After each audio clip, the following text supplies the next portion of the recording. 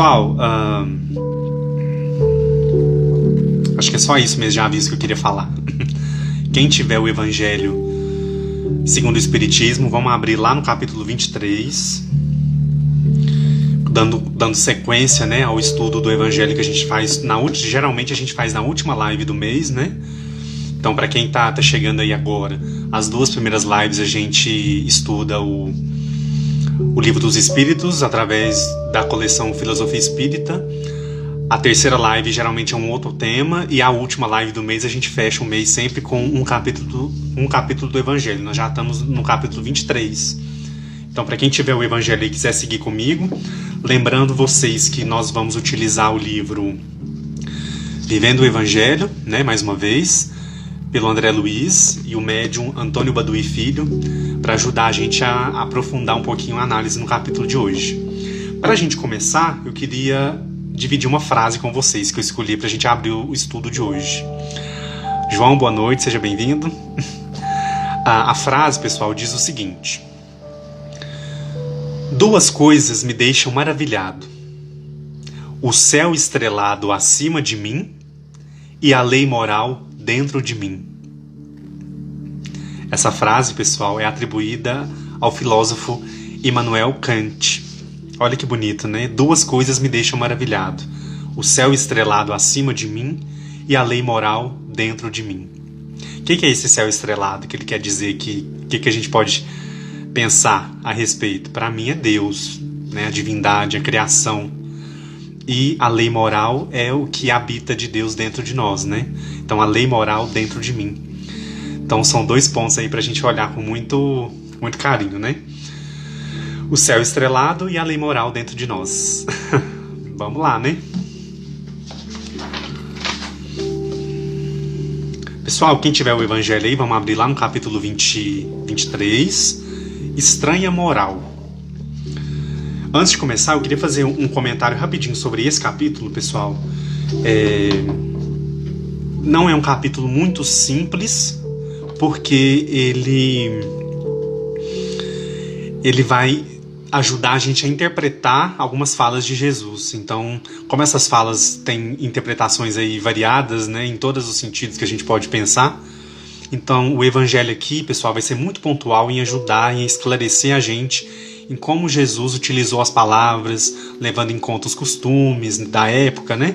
Tudo que ali estava envolvido no momento em que ele disse algumas máximas. Então, aos poucos, a gente vai adentrando e vai explicando o que ele realmente queria dizer sob a forma de alegorias, né? Como está no Evangelho. Quem tiver com o Evangelho aí, vamos abrir lá no item 1. O subtítulo é Quem não odeia seu pai e sua mãe. Eu vou ler o item 1 e o item 2, que é a passagem bíblica, que é a fala de Jesus, e depois a gente vai aprofundar na análise. Então vamos lá. No item 1 é dito o seguinte: grandes multidões marchavam com Jesus. Ele se voltou e lhes disse: se alguém vem a mim e não odeia seu pai e sua mãe, sua mulher e seus filhos, seus irmãos e irmãs, e até sua própria vida, não pode ser meu discípulo. E quem não carrega sua cruz e não me segue, não pode ser meu discípulo. Assim, todo aquele entre vós que não renuncia a tudo que tem, não pode ser meu discípulo. Então, olha só, pessoal, essas palavras estão lá em Lucas, né, capítulo 14, versículo 25, 26, 27 e o 33. E aí no item 2 ele diz o seguinte: aquele que ama a seu pai ou a sua mãe mais do que a mim, não é digno de mim. Aquele que ama a seu filho ou a sua filha mais do que a mim, não é digno de mim. E aí esse trecho está em Mateus, capítulo 10, versículo 37. Para quem tiver curiosidade depois de ler na Bíblia mesmo, é bom que aqui tem todas as referências para a gente poder buscar no texto bíblico depois, né? Pessoal, então, que palavras, né? Parece palavras duras, né? Palavras muito sérias, né? Muito pesadas até. Se alguém vem a mim e não odeia seu pai e sua mãe, sua mulher e seus filhos, seus irmãos e suas irmãs, e até sua própria vida, não pode ser meu discípulo. Parece meio estranho isso, né? Essa fala aí. Parece meio... E aí, logo no item 3, para quem tiver com o evangelho aí, já vai começar a se esclarecer melhor esse ponto, porque soa estranho para nós, né?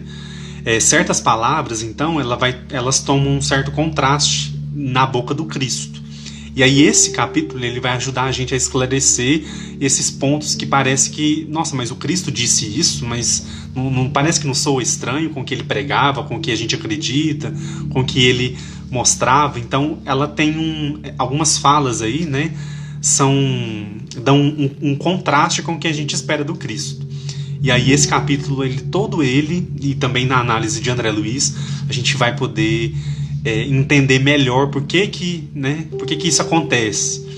Ele vai explicar, vai ajudar a gente a compreender de uma forma mais visível aí, para a gente não tomar essas palavras na dura acepção mesmo. Não, é isso que foi dito e é isso que deve ser levado em total atenção, né? E às vezes a gente tem que analisar alguns pontos para a gente entender o que é realmente aquela frase quis dizer.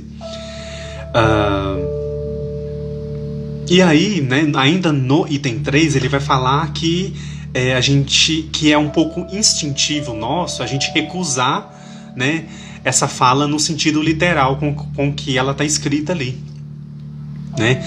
Então, pessoal, vamos lembrar um ponto aqui importante. Os evangelhos foram escritos então após a morte do Cristo. Então os discípulos passaram pela experiência com Cristo e depois do seu desencarne, que depois de um certo tempo ali, começaram a se escrever aquelas experiências que eles viveram com Cristo. Então, partindo desse ponto, né, a gente já entende que é algo que os discípulos lembraram de ter ouvido do Mestre. Então, por aí já pode ter alguma...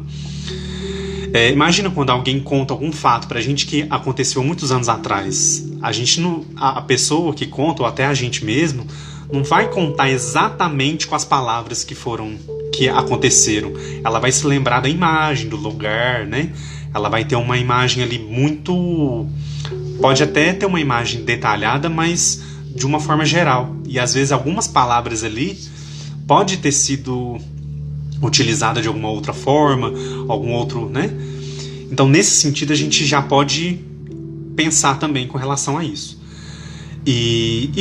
Pode-se esperar que, nesse caso, então, né, como os evangelhos foram escritos após a morte do Cristo, o fundo do pensamento não tenha sido expresso no sentido primitivo. O que quer dizer, né? Não foi exatamente no sentido que eles conseguiram escrever, pessoal, no sentido que eles se recordavam. Então pode ter havido alguma palavra, alguma questão ali que pode ter afetado o sentido primitivo do que o mestre disse. Então aí a gente já consegue entender. Mas por que a palavra odeia, né? Ele usa aqui, se alguém vem a mim e não odeia seu pai e sua mãe, mas o mestre queria que a gente odiasse o pai e a mãe, o mestre queria que a gente odiasse os nossos filhos, né? Os nossos irmãos e as nossas irmãs, para poder seguir ele. Não é meio contraditório isso? Então, olha só, e logo em seguida, aqui no item 3 ainda, ele vai falar sobre a palavra odeia, né? A palavra odeia, na frase de Lucas, se alguém vem a mim e não odeia seu pai e sua mãe, né? Então, a gente não atribuiria ao Cristo, né? Então, odeia, mas como assim? E aí, pessoal, a gente vai pensar, o termo odeia na língua original do Cristo tem o mesmo sentido na nossa linguagem hoje, da nossa língua, que é um outro idioma, que é um outro momento histórico. Será que teria esse mesmo significado? Será que na época que o Cristo teria proferido essa palavra, o termo odeia, ele não remetia a algum outro sentido, né? Então é um ponto que é colocado para a gente poder analisar, para a gente poder pensar. E aí, ao longo do estudo aqui, pessoal, eu fiquei pensando muito sobre como as falas de Jesus são reproduzidas de uma forma, às vezes, tão grosseira, né? Tão animalesca, tão... Eu nem sei outros outros sinônimos aqui para poder... Porque pegam aquilo que está ali e aí reproduz exatamente e dando um sentido que o mestre realmente... Ele não deu o sentido de odiar que a gente entende. Eu devo odiar minha mãe, meus irmãos. Por quê? Para poder segui-lo? Então, mais uma vez reforçando, soa contraditório, né? É uma coisa instintiva a gente não levar por esse lado. Embora alguns levem, algumas ramificações, algumas seitas, enfim. Então, só pra gente poder pensar um pouco sobre isso. Outro ponto que é levantado aqui, ainda no item 3, é com relação à língua hebraica, né? A língua hebraica, pessoal, para quem não conhece, eu não tenho um conhecimento muito a fundo sobre isso, mas o que a gente sabe de quem estuda, de quem analisa os textos hebraicos, é que não era uma língua muito rica, né? Então alguns termos se repetiam para dizer a mesma coisa. Não é igual a nossa língua hoje, a língua portuguesa principalmente, que é uma língua tão rica, né? Cada verbo, cada objeto, cada coisa tem um nome para se denominar. Naquela época, ainda na língua hebraica, pessoal, a língua não era tão desenvolvida como nós temos hoje, né? Então, alguns termos eles se repetiam para mais ou menos querer dizer aquilo que estava colocado, que estava posto, né? E aí ele dá um exemplo aqui para nós também, ainda no item 3, com relação ao livro lá, o livro do Gênesis, que é o primeiro livro da Bíblia, né? Quando é atribuída a palavra dia, né? E aí a gente entende como se Deus criou o mundo em 7 dias. O que é o dia? Dia é um termo da época que se utilizou, e se a gente for levar a consideração da significação de hoje, um dia tem 24 horas. Vocês entendem? Então ele dá esse exemplo também aqui. Para quem quiser ler depois, aqui explica bem minuciosamente, ajuda a gente a ter esse peso aí, a entender essa diferença linguística, tá? Então eu vou deixar aí aberto para quem quiser ler e compreender de uma forma mais detalhada. E aí, quem tiver com o evangelho aí, vamos abrir lá no final do item 3, no último parágrafo, onde vai ser dito o seguinte: essas observações têm uma aplicação especial na interpretação das Santas Escrituras, e particularmente dos evangelhos, se não se leva em conta o meio em que Jesus vivia.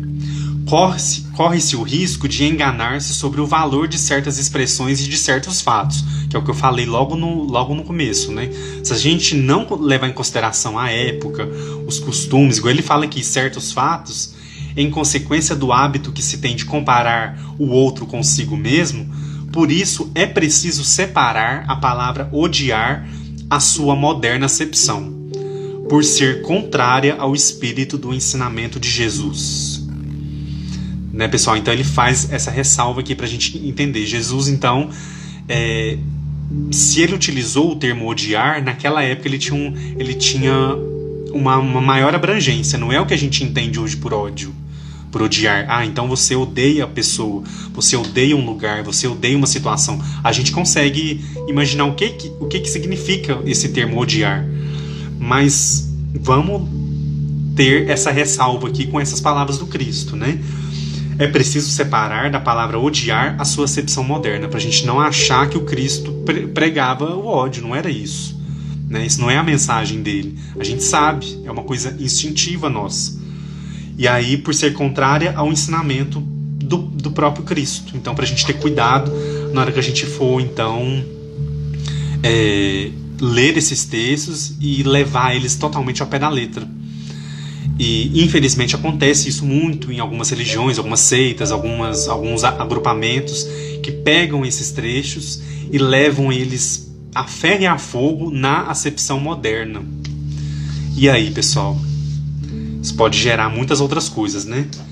Então, como é bom a gente poder ler, interpretar, analisar, contextualizar, né? Então, olha só dando um exemplo, a gente poderia vivenciar hoje as leis que estão postas lá no Velho Testamento? No mundo de hoje? Como é que seria viver aquelas mesmas leis? E eu estou falando lei, pessoal, as leis históricas daquele momento, daquela região, daquelas pessoas, tá? Eu não estou falando dos 10 mandamentos, não. Estou falando da lei ali da época, né? Que todos ali deveriam cumprir. E aí a gente pega isso de lá, né? 2000 anos, mais de 2000 anos, e traz isso pra gente viver hoje. Como é que é isso? É uma coisa pra gente pensar, pra gente analisar, né? É possível?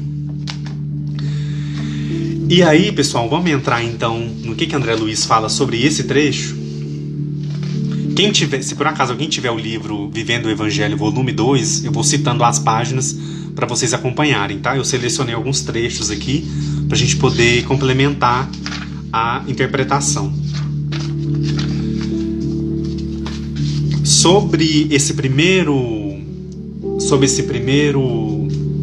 subtítulo aqui, né? Que a gente está conversando, que é o Quem não odeia seu pai e sua mãe. Vamos ver o que André Luiz fala para nós aqui na análise dele. Ele vai começar então dizendo o seguinte: amor e perdão, caridade e brandura, fé e esperança, firmeza e convicção, tolerância e misericórdia, sacrifício e solidariedade, abnegação e devotamento, compaixão e entendimento, humildade e benevolência, renúncia e indulgência, obediência e resignação, dever e fidelidade, justiça e coragem. Tudo isso Jesus exemplificou e deixou bem claro em seus ensinamentos. Portanto, aparentes contradições nos textos do Evangelho não têm maior significado, a não ser aos oportunistas que usam uma ou outra imprecisão de linguagem, que é o que a gente estava falando agora, né? Para colocar em dúvida as lições evangélicas e assim fugir do compromisso com a própria consciência no esforço da renovação íntima. Olha só como é que André Luiz aqui, né, pessoal, é pontual. Ele não fez rodeio, né? Ele foi direto. Aparentes contradições nos textos evangélicos do Evangelho não tem maior significado, a não ser para os oportunistas que vão utilizar, igual a gente comentou agora, né? Utilizar disso para poder fazer uma outra manobra, né? Que não é a boa nova em si, né? Que não é a mensagem do Evangelho em si. Porque se a gente for pensar na mensagem do Evangelho em si, pessoal, ela não foge do que o Cristo deixou pra gente de ensinamento, né? De aprendizado. Se foge, tem alguma coisa errada. Então é preciso a gente ter muito cuidado pra gente não se perder em análises deturpadas, enfim, né? Tantas e tantas situações que a gente vê aí ao longo da nossa vida que realmente não é a mensagem do Cristo. O Cristo é a mensagem do amor, é a mensagem da paz, da fraternidade, da caridade. É a mensagem universal, né? Então, se a gente desvincular o Cristo disso, pessoal, não faz sentido, né? Então, fica aí pra gente poder... Fica aí esse alerta pra gente poder, então, não se esquecer de que acontece essas situações e pra gente não se deixar levar quando a gente perceber que isso está acontecendo, né? Essas imprecisões aí de linguagem sendo mal utilizadas aí por tantas e tantas situações. Pra gente ter muito cuidado. E aí, vamos entrar então no próximo subitem, que é o abandonar pai, mãe e irmãos. É um item aí também para a gente poder prestar atenção nas palavras do Cristo. Quem tiver com o Evangelho aí, vamos olhar lá, é o item 4 e o 5. Vamos olhar o que é a frase para a gente poder analisar. No item 4, vai dizer o seguinte: todo aquele que tiver deixado casa, ou irmãos, ou irmãs, ou pai ou mãe, ou mulher, ou filhos, ou terras, por causa de meu nome, receberá o cêntuplo, e herdará a vida eterna. Isso está lá em Mateus, né, capítulo 19, versículo 29. E no item 5 diz o seguinte: disse então Pedro: quanto a nós, vistes que deixamos tudo e vos seguimos. Quanto a nós, viste que deixamos tudo e vos seguimos. Jesus então lhes disse: em verdade vos digo, não haverá quem deixe casa, ou pai e mãe, ou irmãos, ou mulher ou filhos, pelo reino de Deus, sem que receba muito mais, ainda neste mundo, e a vida eterna no século que virá. Esse trecho está lá em Lucas, capítulo 18, versículo 28, 29 e 30, né? Para quem quiser depois olhar o texto bíblico. E aí, pessoal, lá no item 6, ele vai começar a analisar melhor. Sem discutir as palavras, é preciso ir em busca do pensamento, que evidentemente era este: os interesses da vida futura sobrepõem aos interesses e a todas as considerações humanas, porque a vida futura está de acordo com o fundo da doutrina de Jesus, enquanto a ideia de renunciar à própria família seria uma negação dela. Pessoal, então, vocês percebem que aqui, mais uma vez, é esclarecido que as palavras, né? A gente não vai discutir as palavras que está lá, mas a gente vai extrair, então, o pensamento. O que Jesus queria dizer? O que é evidente ali? É isso que está colocado aqui, logo no segundo parágrafo do item 6. Os interesses da vida futura sobrepõem-se aos interesses e a todas as considerações humanas. Pessoal, se a gente viver uma vida... nós que já temos conhecimento da vida espiritual, nós já temos conhecimento de que nós tivemos outras existências, nós estamos passando por esse momento, por essa experiência, possivelmente nós vamos retornar em outros momentos, em outras experiências. Se a gente viver uma vida totalmente material e desprezar esse conhecimento que nós já adquirimos, que para nós já é palpável, já é uma coisa que realmente a gente visualiza, que a gente consegue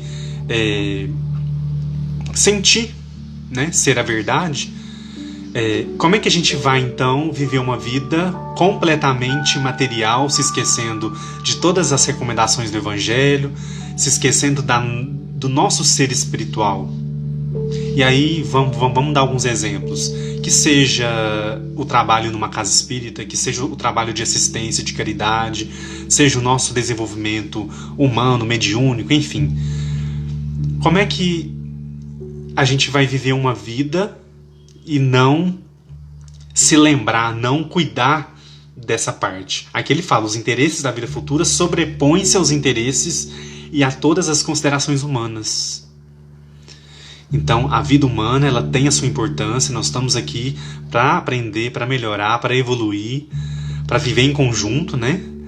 Para a gente aprender a extrair o melhor que a gente pode, mas a gente não pode dar vazão somente ao materialismo, né? À materialidade da vida.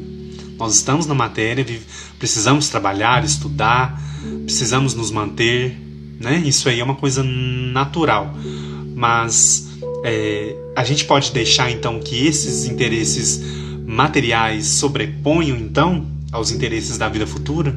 A gente então, porque a gente precisa viver, a gente precisa se manter, então a gente não vai na casa espírita, a gente não frequenta uma reunião, a gente não ajuda ninguém, a gente, né? Então é uma coisa para a gente pensar. Então, quando Jesus disse lá, né, todo aquele que tiver deixado casa, irmão, é no sentido de se dedicar também, né, pessoal, aos interesses da vida futura. A gente estudando, nós aqui agora, estudando a doutrina, cumprindo as nossas tarefas com amor, com alegria, já não é uma forma da gente dedicar o nosso tempo, a nossa vivência aos interesses da vida futura? Isso não vai contar pra gente depois? Isso não vai nos auxiliar nos momentos das provas, das expiações, nos momentos mais difíceis que nós já programamos passar nessa existência? Então, por isso que, mais uma vez, os interesses da vida futura sobrepõem-se aos interesses e a todas as considerações humanas. Então, é aquele, resumindo aqui, né? Vamos usar uma frase aqui. Nosso ser espiritual realmente se sobrepõe ao nosso ser material, né? Nós vamos caminhando, nós vamos passando pelas encarnações, pelas experiências, pelas provas, para que a gente possa sair fortificados, melhores, evoluir, crescer, né? E aí ele continua aqui, porque a vida futura está de acordo com o fundo da doutrina de Jesus, enquanto a ideia de renunciar à própria família seria uma negação dela. Jesus pregou para a gente renunciar à nossa família, pessoal? Se quando a gente vai reencarnar, a gente escolhe a nossa família, a gente vê ali quais são as pessoas que a gente precisa se acertar, muitas vezes, né? Então, aí a gente chega aqui e a gente nega tudo isso, a gente joga tudo pro alto, a gente não aproveita a oportunidade, a gente não melhora, a gente não avança. Não é isso que ele quis dizer, né? Então, se a gente for analisar aí de uma forma mais reflexiva, mais consciente, a gente vai entender, então, que é o interesse da vida futura que deve se sobrepor, então, aos interesses de agora, aos interesses materiais, às considerações humanas que ele utiliza aqui. E deixa eu ver se eu tenho mais alguma...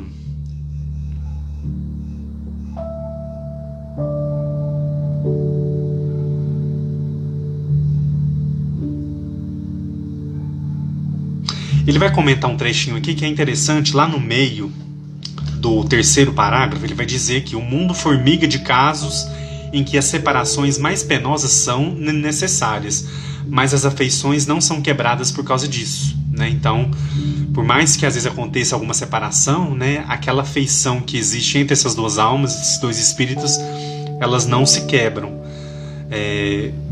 Pode acontecer o distanciamento momentâneo, mas a gente sabe que quando acontece é porque realmente tem um motivo, tem uma necessidade.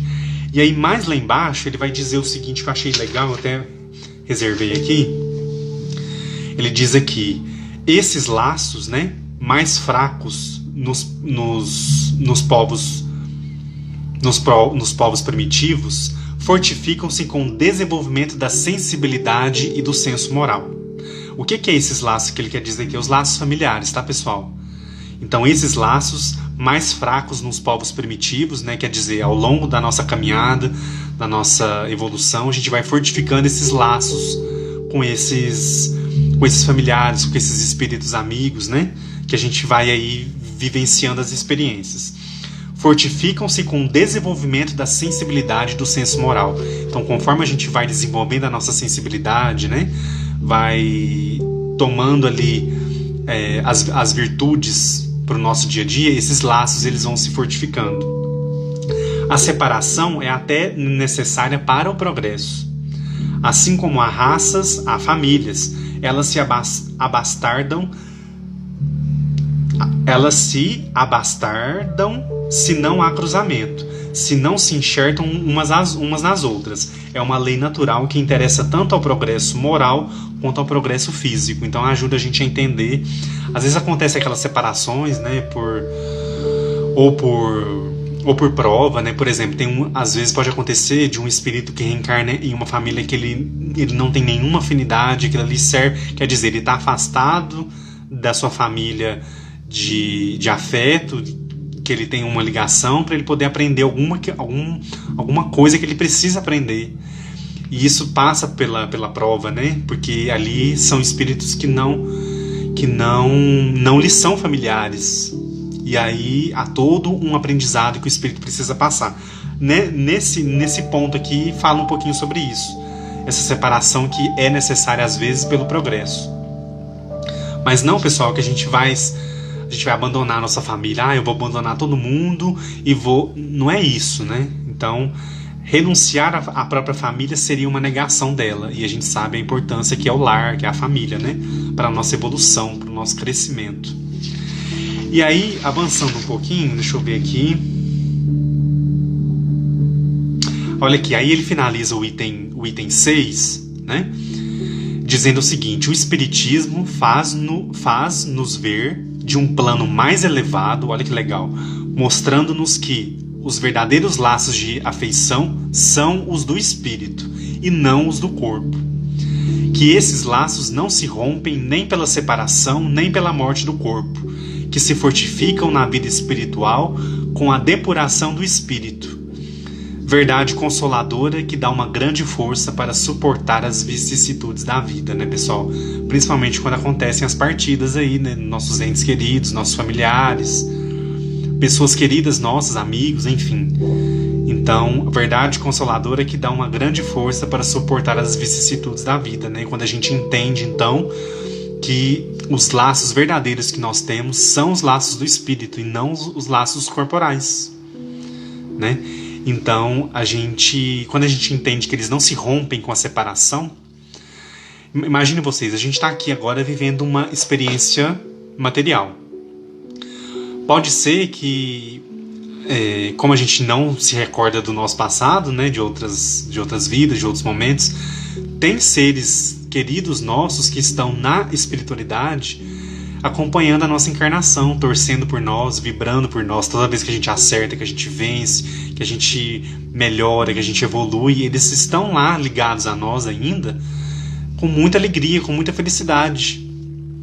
E assim acontece também o contrário, às vezes a gente está no plano espiritual ainda, e aí reencarna alguém que a gente tem muito apreço, muita afeição, e aí a gente... quer dizer, essa ligação ela não se rompe, né? Então aquele espírito pode acompanhar o outro, né?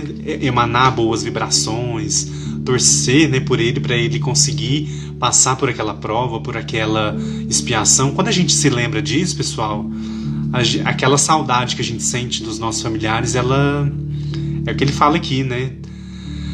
Dá uma grande força para suportar as vicissitudes da vida. A gente sabe que o laço não foi rompido, né? Eles retornaram ao plano espiritual, mas de lá eles ainda torcem por nós, vibram por nós e nos acompanham, né? Até o nosso grande reencontro, porque nós vamos retornar também, né? Uma hora ou outra. E aí a gente vai viver mesmo esse reencontro e entender realmente que não há essa separação, né? E que os laços são os do espírito. Os laços corporais ficam aqui mesmo, ficam por aí. O corpo vai ficar por aqui, mas o espírito que retorna vai reaver esses laços que ele já conquistou aí ao longo de tantas e tantas experiências, né? Vamos ver então o que André Luiz fala sobre esse ponto aqui.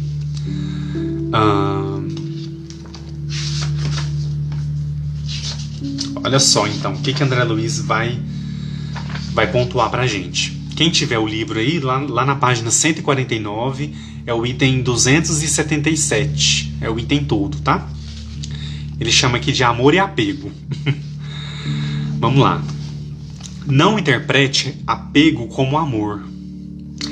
Amor liberta, apego oprime. Amor edifica, apego rebaixa. Amor convive, apego controla. Amor enaltece, apego humilha. Amor acalma, apego aflige. Amor espera, apego impõe. Amor escuta, apego ignora. Amor pacifica, apego inquieta. Amor renuncia, né, pessoal? É um verbo aí muito importante pra gente lembrar. Amor renuncia, né? Na live da semana passada que a gente falou tanto de Maria de Nazaré, fica o exemplo da renúncia, né? O amor renuncia, o apego ordena. O amor encoraja, o apego intimida. Amor valoriza, apego deprecia. Amor esclarece, apego confunde. Olha os opostos aí, né? Amor se dedica, apego se serve. E aí ele vai finalizar dizendo aqui para nós: o Evangelho é escola de amor, e se você tem a intenção de seguir Jesus, é melhor que abandone o apego e aprenda a amar. Então olha só, o Evangelho, vou repetir esse trechinho. O Evangelho é escola de amor, né, pessoal? O evangelho que a gente está aqui na mão, que a gente está estudando, que a gente lê, que a gente tira as nossas lições, o nosso roteiro de caminhada, né? É escola de amor. E se você tem a intenção de seguir Jesus, é melhor que abandone o apego e aprenda a amar. Então vamos pensar nesses dois opostos aí, né? Apego e amor. Apego e amor.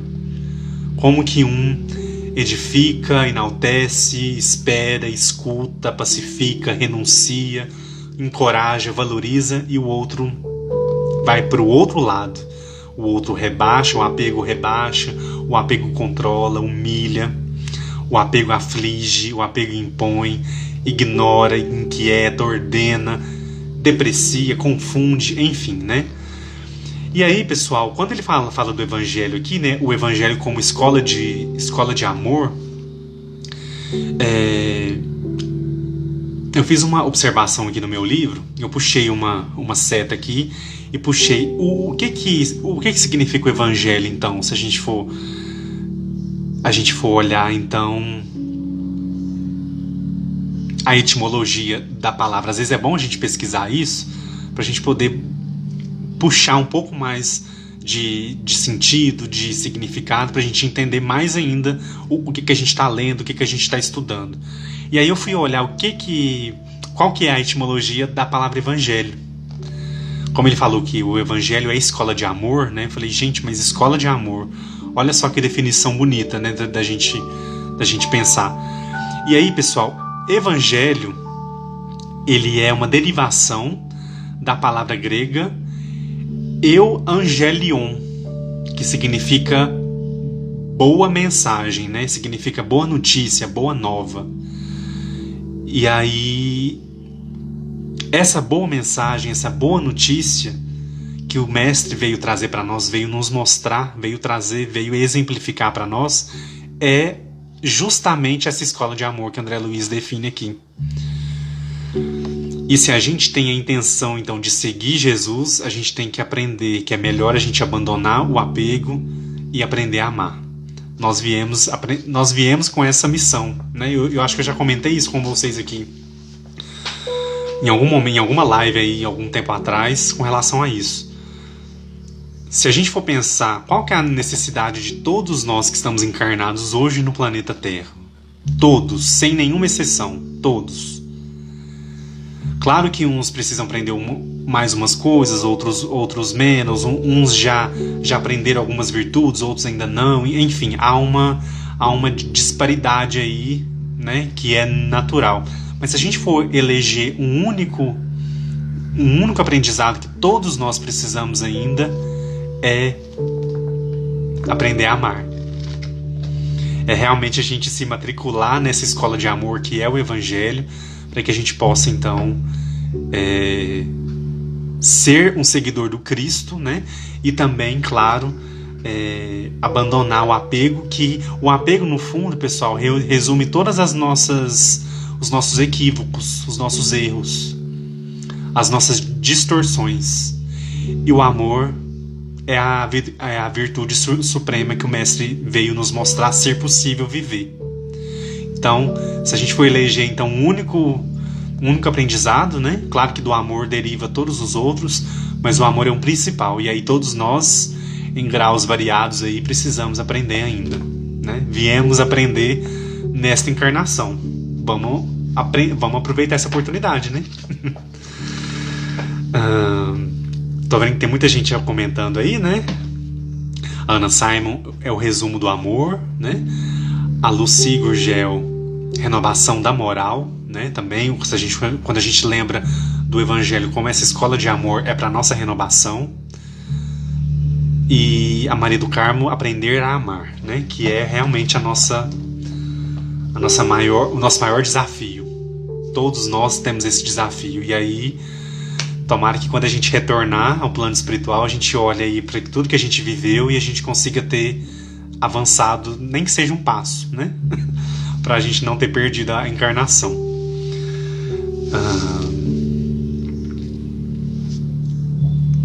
Pessoal, vamos então seguir para o próximo subitem, que é o Seguindo aí, para quem tiver com o evangelho, deixa que os mortos enterrem seus mortos. Vamos continuar a análise então. Lá no item 7, vai dizer o seguinte: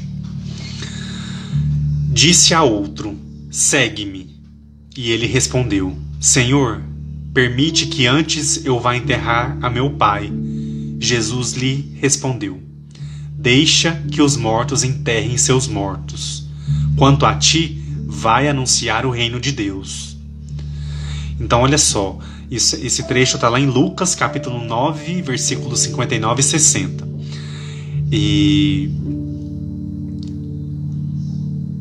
E aí, pessoal, para a gente entender essa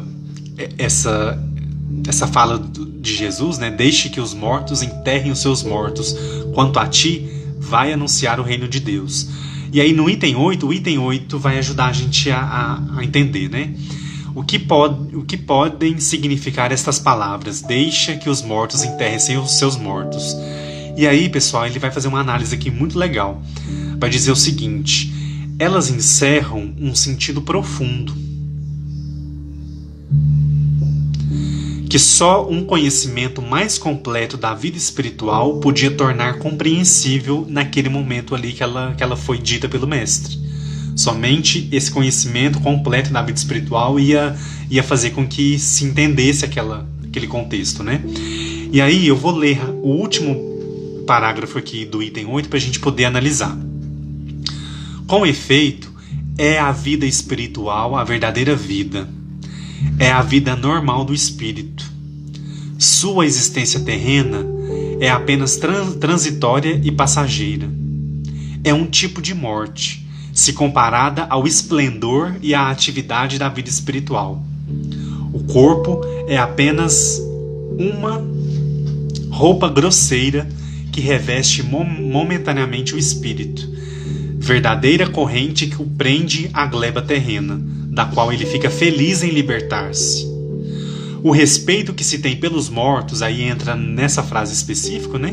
O respeito que se tem pelos mortos não se prende à matéria, mas ao espírito ausente, através da lembrança. É um respeito análogo ao que se tem pelos objetos que lhe pertenceram, que ele tocou, e que aqueles que o amavam guardam como relíquias. É isso que o homem daquela época não podia compreender por si só. Jesus ensina dizendo-lhe, não te inquietes com o corpo, mas pensa sobretudo no espírito.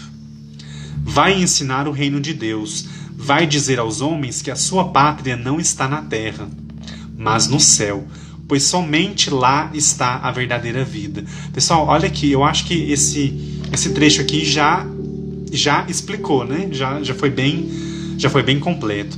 Então Jesus está ensinando, na verdade, quando ele diz deixe que os mortos enterrem seus mortos, não te inquietes com o corpo, mas pensa sobretudo no espírito. Pessoal, é tão importante isso, a gente falar sobre isso, porque acontecem algumas situações que são o seguinte: a pessoa desencarna, né? E aí o espírito, em algum momento, ele passa por aquele processo de perturbação que a gente sabe, né? Que todo espírito passa por mais tempo, menos tempo, até ele se ter a consciência de que ele já retornou ao plano espiritual. E aí, às vezes, ele pode sentir, né, aquela saudade da família, ou então, como a gente sabe que o laço não foi rompido, né, existe aquele laço de afeto, a gente tem que se lembrar, pessoal, que aquele espírito ele tá continuando a sua jornada agora no plano espiritual. E aí, quando ele alerta aqui que Jesus quis dizer então que não te inquietes com o corpo, mas pensa sobretudo no espírito, é pra gente se lembrar que aquela pessoa, aquele ser, né, que a gente ama, que a gente amou, que a gente ama, né, vamos ao presente, que não está aqui com a gente materialmente, ele continua a sua jornada em espírito. E quando esse espírito, né, retorna ao plano espiritual, qual que é o meio, pessoal, que a gente vai se manter ligado, se conectado? A prece é um meio muito importante, é um recurso muito importante. Quando a gente sentir aquela saudade, né, quando a gente sentir aquele aperto, né, aquela lembrança forte, então que a gente possa se lembrar que aquele espírito está vivo, né, ele continua. Ele vai receber aquela emanação nossa. Nós podemos auxiliá-lo também se ele não tiver numa situação confortável ou muito bem. A gente pode emanar também através da prece boas vibrações, bons sentimentos, e ele vai receber, né? E aí então, quando a gente lembra do Espírito, que o Espírito está seguindo a sua caminhada, vamos nos lembrar dos que partiram com esse sentimento de que eles continuam, eles seguem, nós não nos desconectamos, né? Mas o Espírito segue a sua jornada e segue também ainda mantendo aquela ligação conosco, né? Essa ligação ela é transformada, e como a gente ainda é muito material, né, a gente sente falta da matéria, do abraço, do toque em si, né? Então a gente tem um pouco essa dificuldade, mas a gente tem que fazer esse esforço de lembrar, de saber, que nós sabemos que esse espírito continua, né? Então vamos nos lembrar dele com carinho, com amor, recordando as boas lembranças, né, do que foi vivido, enfim. E aí a gente vai realmente ajudá-lo, né? E também a gente vai, de alguma forma ou de outra, dizer aos homens, como ele fala no finalzinho aqui, que a pátria espiritual a pátria não está na terra, mas no céu, né? E lá é a verdadeira vida, né? Para onde todos nós vamos retornar um dia. E assim vai, e assim segue, né? Vamos ver o que André Luiz fala sobre esse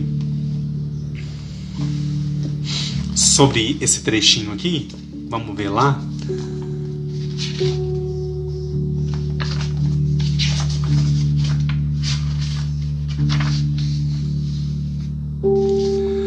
Na página 151, André Luiz vai intitular esse trecho de Coisas Mortas. André Luiz diz o seguinte, então: a ofensa dói, mas com desculpa acaba. A agressão fere, mas com perdão termina. A humilhação deprime, mas com esquecimento cessa. A ingratidão decepciona, mas com entendimento murcha. A calúnia golpeia, mas com tolerância definha. A gente nem lembra mais, né?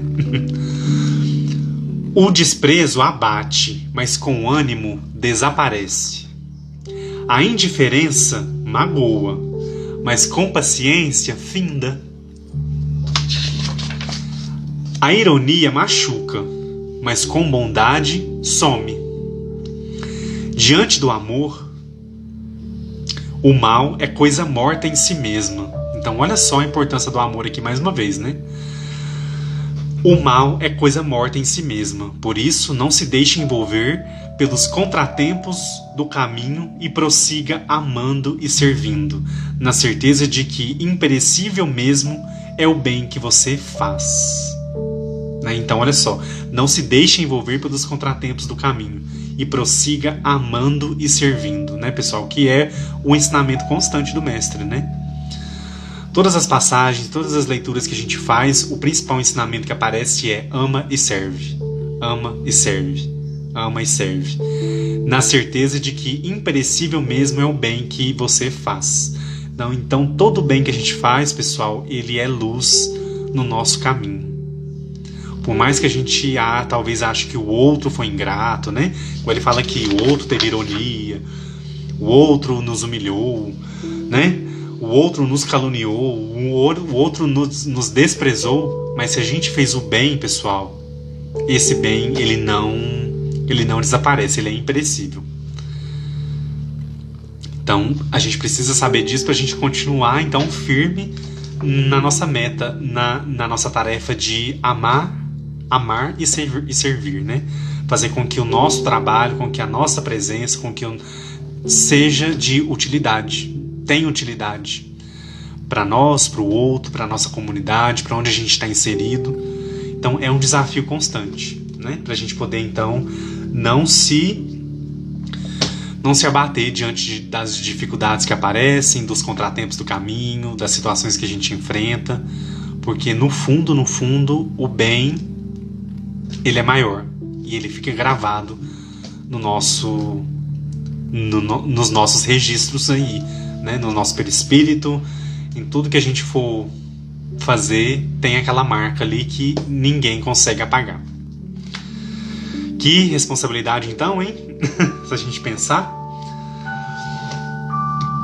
Pessoal, a live deve estar quase encerrando. Vamos dar uma olhadinha nos comentários aqui, pra gente poder retomar daqui um pouquinho, né?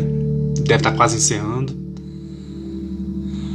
Luigi Vaccaro disse aqui pra nós: o nascimento é a prisão do espírito e a morte é a liberdade. Olha só, né? Sobre aquele trecho que a gente estava falando, né? Jesus, nosso modelo e guia.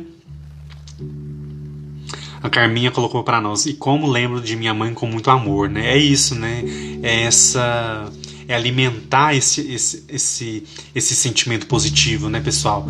Porque tanto eles que partiram quanto nós que ainda estamos aqui, mas que logo estaremos de lá, a gente vai retroalimentar essa ligação que já existe, né? A gente não vai deixar com que ela esmoreça, né? Nosso amigo Barriguinha tá aí, seja bem-vindo, meu querido. Tá acompanhando aí hoje. A Cami Feitosa comentou aqui com a gente: disponibiliza os capítulos e páginas para fazermos a releitura com estudos posterior à live. Eu vou ver uma forma que dá pra gente poder disponibilizar, tá, pessoal? Mas essa coleção, ela é imperdível, tá? Pra quem ainda não conhece, Vivendo o Evangelho, tem o volume 1 e o volume 2, tá? Que é os comentários sobre o Evangelho segundo o Espiritismo.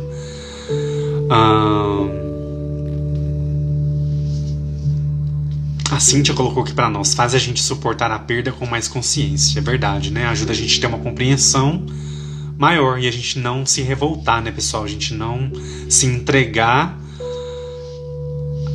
à total materialidade. A gente tem consciência do espírito, né? A gente tem consciência que o espírito segue a sua jornada, segue a sua caminhada. Todos nós temos um tempo aqui. Temos um tempo para poder vivenciar as experiências que nós já planejamos, e aí, a hora que esse tempo se dá, a gente retorna. Né? Por mais que é difícil, né? Quando é alguém próximo e tudo, a gente sente, claro que a gente sente, eu não vou negar isso, mas ajuda a gente a compreender melhor, né, esse processo. A Josiane colocou aqui para nós: deixei de estudar com o grupo do meu centro, pois com você consigo compreender melhor. Que bom, Josiane, continua aqui com a gente e vai acompanhando lá também os assuntos de lá, que aí você pode aliar os dois. E aí, quem sabe, você contribui lá também com eles. Tá bom? Muito obrigado aí pela presença. A Nayara disse aqui para nós: poderia ser um grupo mais cedo, porque aqui em Londres é 1h da manhã. Nossa, que pena, né? Mas a live fica gravada, o canal do YouTube também tá aí à disposição, viu, Nayara? Então, se não der para acompanhar ao vivo, logo depois vocês conseguem acompanhar no YouTube. Pessoal, a live vai encerrar agora. Isso mesmo, a Erika deu o toque aí, vendo no YouTube. E eu vou retornar pra gente continuar, pra gente falar sobre o último subtópico desse capítulo. Aguardo vocês.